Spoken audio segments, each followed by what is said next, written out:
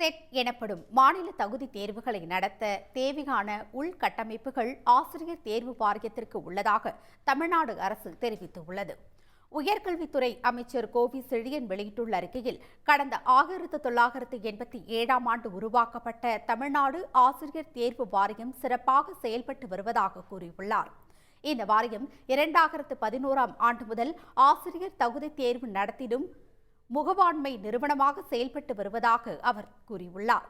மேலும் 2023ஆம் ஆண்டு தமிழ்நாடு ஆசிரியர் தேர்வு வாரியம் மறுசீரமைக்கப்பட்டு தமிழ்நாடு அரசின் பல்வேறு கல்வி நிறுவனங்கள் மற்றும் பல்கலைக்கழக ஆசிரியர் பணியாளர்களை ஆசிரியர் தேர்வு வாரியத்தின் மூலம் தெரிவு செய்யவும் ஆணையிடப்பட்டு உள்ளதாக அமைச்சர் தமது அறிக்கையில் சுட்டிக்காட்டியுள்ளார்.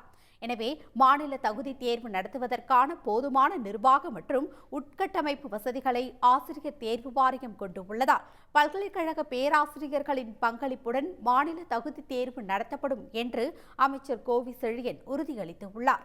தமிழ்நாடு மின்னாளுமை நிறுவனத்துடன் இணைந்து இணையவழி தேர்வு நடத்தவும் நேரடி தேர்வு நடத்தவும் போதுமான வசதிகள் ஆசிரியர் தேர்வு வாரியத்தில் உள்ளதாகவும் அமைச்சர் தமது அறிக்கையில் சுட்டிக்காட்டியுள்ளார். உடனுக்குடன் செய்திகளை தெரிந்து கொள்ள சன் நியூஸ் பெல் ஐகானை கிளிக் பண்ணுங்க.